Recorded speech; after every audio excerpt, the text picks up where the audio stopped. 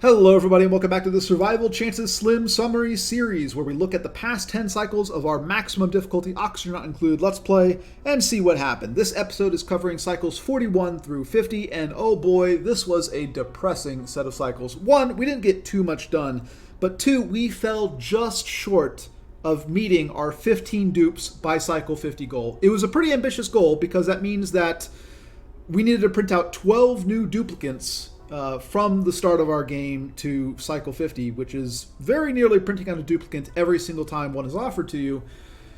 And we could have gotten there. We could have very easily gotten there. We were on track, and at one point in the past 10 cycles, we actually decided to print out 2 tons of water instead of a duplicant because the duplicants were pretty average looking, and we had a sort of skip available to us. So we printed out the water because water is extremely valuable to us, and unfortunately, one of our duplicants died. Ruby, rip Ruby, take all their stuff. It's what they would have wanted. Otto's is ashes to ashes, stardust to stardust. Ruby unfortunately fell into the same trap that Otto did, which is that she contracted slimelung because we haven't really developed the strictest of ways of dealing with this infectious polluted oxygen vent. She contracted slimelung and got trapped in this loop where she tries to go to the bathroom, but then runs out of breath while going to the bathroom, doesn't quite finish going to the bathroom, goes and recovers her breath, and then has to go to the bathroom again because she didn't finish the first time.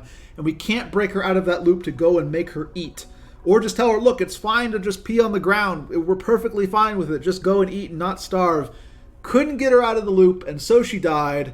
And so right before we were able to complete that 15 dupes by cycle 50 challenge, she died and we couldn't get there. And that was pretty tragic. We did get 2 tons of water out of the deal, so hooray us. And, you know, in the grand scheme of things, losing a duplicant is actually probably a good thing since that's really what's making this whole Let's Play very difficult. But, oh man, if we could have made 15 by 50 and met that stated goal, I would have been so happy. We're, of course, going to soldier on and continue playing this Let's Play. We're not going to give up just because we kind of failed. I still think this is a pretty difficult way to play the game, printing out a duplicant nearly every time that you get one. And so let's take a look at what we actually accomplished. One, of course, we expanded our farms, naturally. We've also gotten our pips to plant a few more of these arbor trees around the place.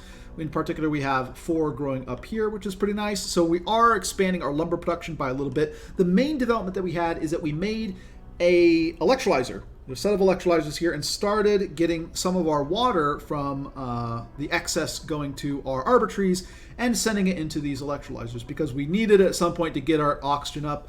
Ideally, we would have set up these electrolyzers as far back as 20 cycles ago, but we just couldn't quite get there. And now finally, we actually have a decent amount of oxygen kind of settled around the base due to a combination of oxyferns and this electrolyzer setup, which is pumping the oxygen over to here. We also, just in case someone else contracts slimelung, we do have ready the ability to oxygenate this bathroom. So if push comes to shove, hopefully we will not lose another person like we lost Ruby.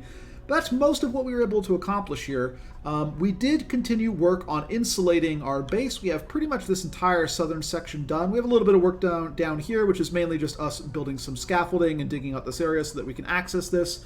But we're almost done sealing off our base entirely from all these sort of heat transfers that are occurring across this granite and sand and copper and whatnot that surround our base. So once we have that done, I think what we're looking to do is start exploring, because there is always the opportunity, if we want to just grind out very slowly our progress, to rely very much on the expansion of these wild trees, to continue farming mealwood, to slowly build up our supply of polluted dirt, which grows ever larger, and therefore generate a lot of our oxygen that way, deal with our heat problems using these ice makers.